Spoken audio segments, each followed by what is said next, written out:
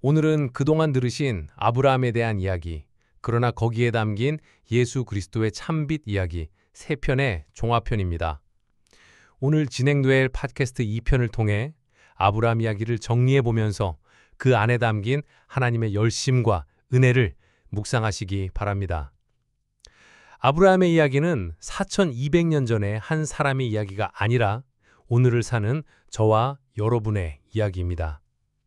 우리의 구원은 우리의 힘과 노력으로 이루어지는 것이 아니라 우리는 비록 연약하고 넘어지고 어떨 때는 하나님의 구원 계획에 방해가 되는 존재이나 신실하신 하나님은 창세 전에 택하신 당신의 자녀들을 하나님의 주권과 열심으로 훈련시켜 가시며 결국은 자신을 희생하시면서 당신의 자녀들을 그분이 목표로 하시는 구원의 정상, 구원의 완성으로 기필코 이끌고 가십니다.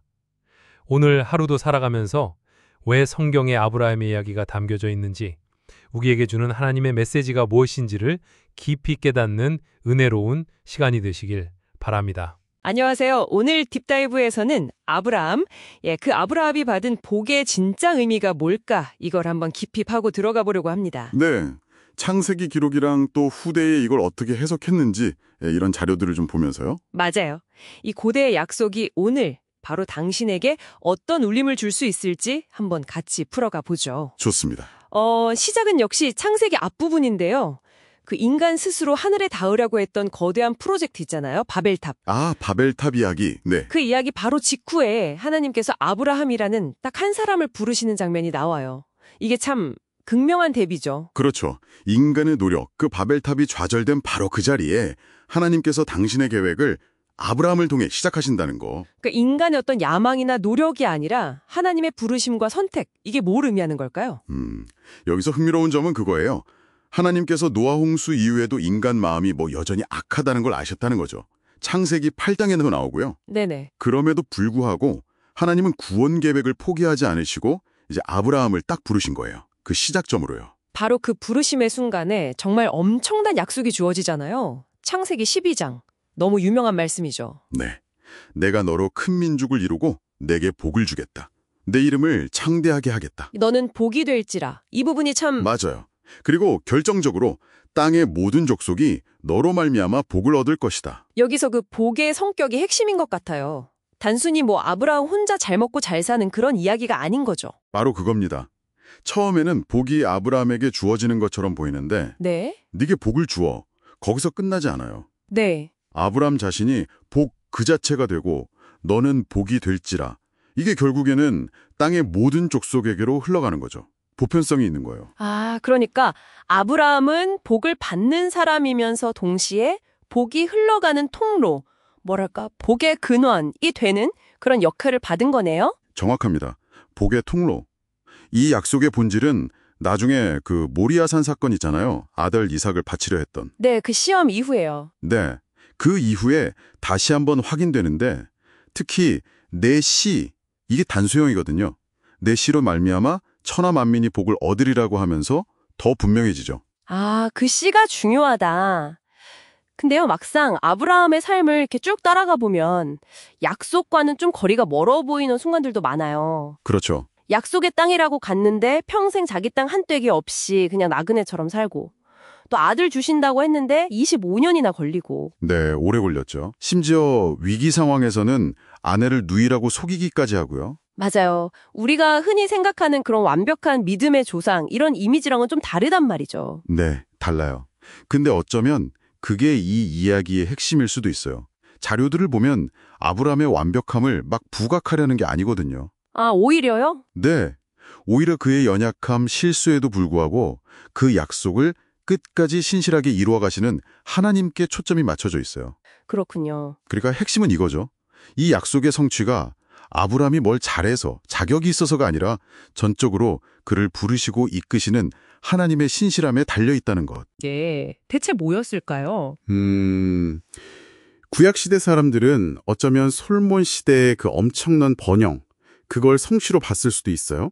열왕기상 기록 같은 걸 보면요. 네, 그럴 수 있겠네요. 하지만 신약의 저자들은 이걸 전혀 다른 차원에서 해석합니다. 어떻게 해석하나요? 신약 자료들을 보면요. 아브라함에게 약속된 그 복, 그리고 그 복을 가져올 씨가 단순히 물질적인 번영이나 민족적인 성공이 아니라는 거예요. 그럼 뭔가요? 바로 예수 그리스도, 그분을 통한 구원, 즉 죄사함과 영원한 생명이라는 거죠. 아, 구원이군요. 네. 누가복음이나 사도행전, 특히 갈라디아서에서 바울이 이걸 아주 강력하게 이야기하죠. 아브라함이 행위가 아니라 믿음으로 의롭다함을 받지 않았느냐. 네, 그렇죠. 그것처럼 이제는 혈통이 중요한 게 아니라 오직 믿음으로 예수 그리스도 안에 있는 모든 사람이 다 아브라함의 영적인 자손이 되어서 그 약속된 복, 즉 구원을 받는다는 거예요. 와, 그러니까 아브라함은 유대인만의 조상이 아니라 문자 그대로 모든 믿는 자의 조상이 된 거네요. 바로 그겁니다. 결국 아브라함 언약의 그 최종 목적지는 이 땅에서의 어떤 성공이나 명예 이런 걸 넘어서는 거였군요. 네.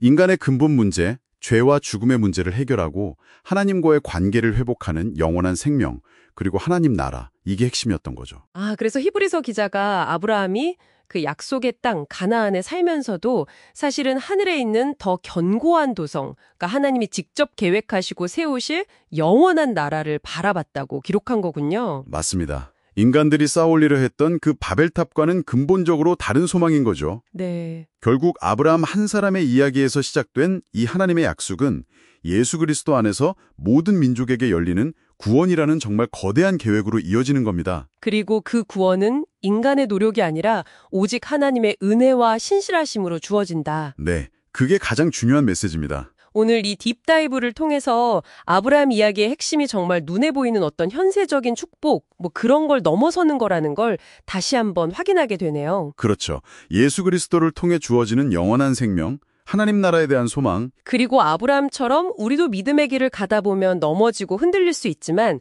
중요한 건 우리의 연약함이 아니라 우리를 끝까지 붙드시는 하나님의 신실하심이라는 점도요. 네, 맞습니다. 참 깊은 내용이었습니다. 마지막으로 듣고 계신 당신께 이런 질문을 한번 던져보고 싶습니다.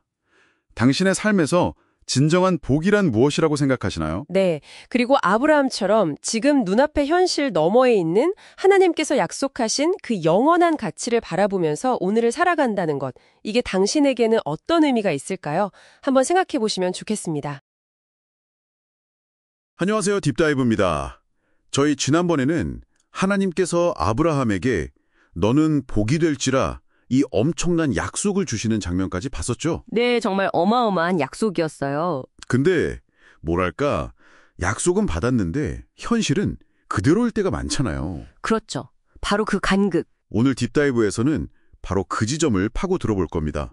창세기 15장에서 22장까지 아브라함이 어떻게 그 의심과 또 시험 속에서 믿음이 단련되어 갔는지 그 여정을 따라가 보려고 해요. 네, 어떻게 보면 수십 년의 기다림, 또 심지어는 그 약속의 결정체인 아들을 바치라는 정말 청천벽력 같은 그런 명령 앞에서 아브라함의 믿음이 어떻게 자라났을까? 맞아요. 그리고 하나님은 이 과정을 통해서 우리에게 또 당신에게 무엇을 보여주시려고 했을까?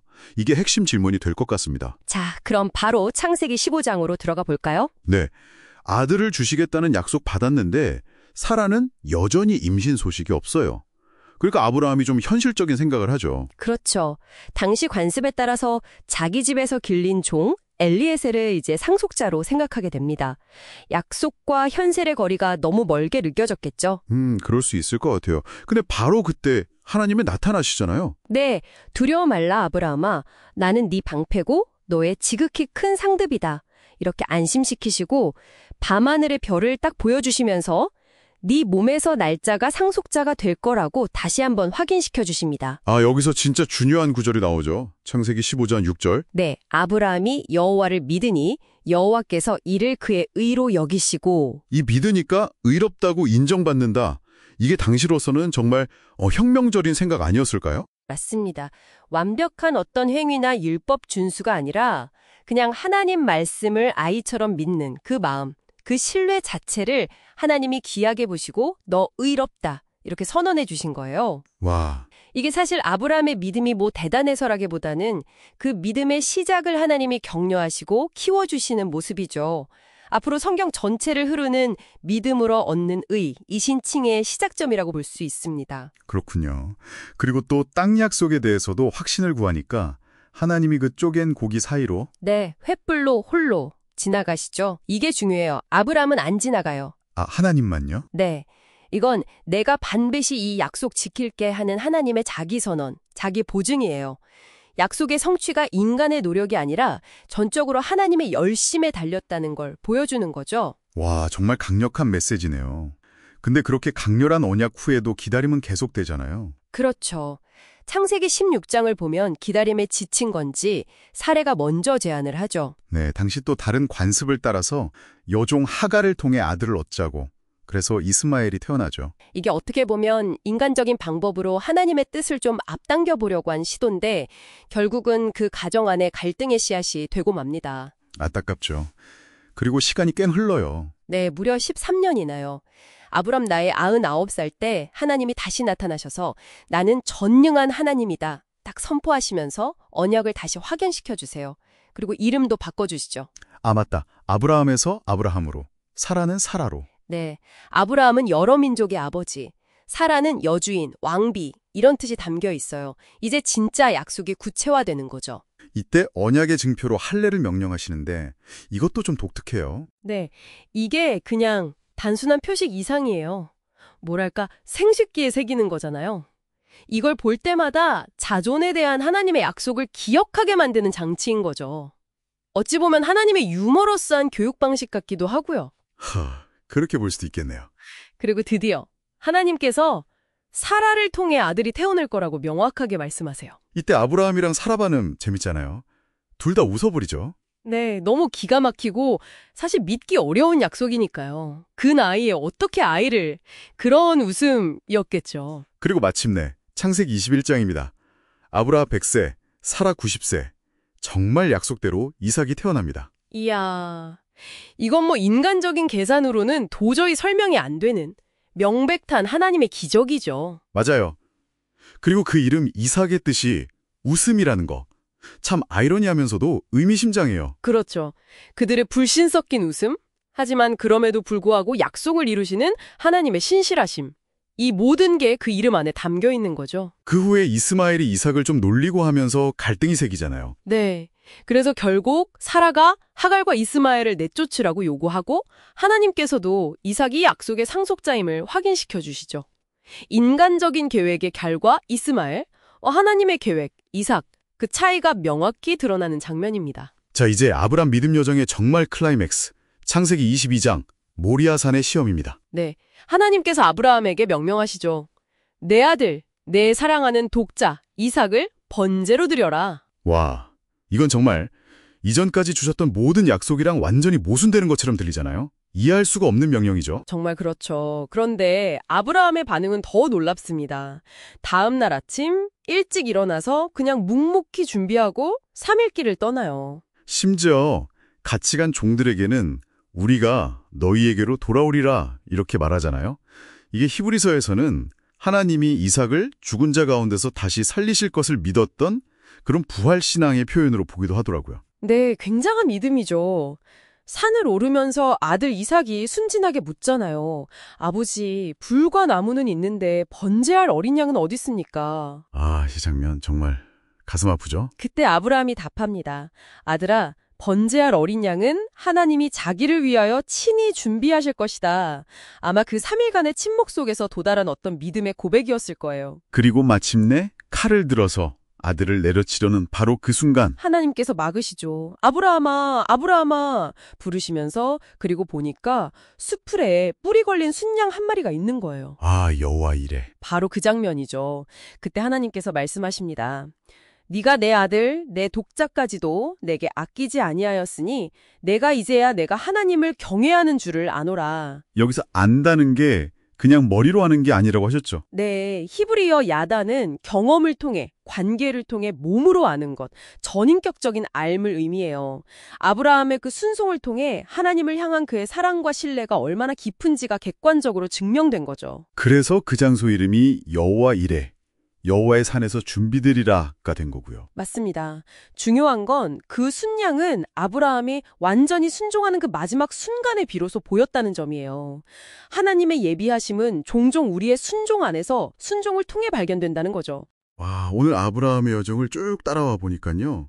그의 믿음이 처음부터 무슨 완성형 영웅 같은 게 아니었네요. 전혀 아니죠. 계속 의심하고 실수하고 때로는 조급해서 인간적인 방법도 쓰고 그랬죠. 네. 그런데 하나님은 그런 아브라함을 포기하지 않으시고 계속 찾아오시고 말씀하시고 또 훈련시키시면서 결국 믿음의 사람으로 빚어가셨다는 거. 바로 그거죠. 인간의 한계와 불가능해 보이는 상황 속에서 오히려 하나님의 신실하심과 능력이 더 빛을 발했고요. 특히 모리아산 사건은 그 절정이었죠. 순종을 통해 하나님의 예비하심, 여호와 이레를 경험하게 된 겁니다. 혹시 지금 이 딥다이브를 듣고 계신 청취자 여러분의 삶 속에도 하나님의 약속과 내가 처한 현실 사이에 좀 설명하기 어려운 그런 간극이 있지는 않으신가요? 네, 모든 것이 불가능해 보이고 정말 앞이 캄캄하게 느껴질 때 우리는 또 당신은 무엇을 붙들어야 할까요? 마지막으로 이런 질문을 한번 던져보고 싶습니다. 아브라함이 자신의 가장 소중한 것, 그 아들 이삭을 내려놓는 순종을 했을 때 비로소 예비된 수양을 볼 수 있었다면 혹시 지금 당신의 순종이 당신의 삶 속에서 아직 보지 못했던 여호와 이레, 그 하나님의 놀라운 준비하심을 드러내는 열쇠가 될 수 있지는 않을까요? 네, 한번 깊이 생각해 보시면 좋겠습니다.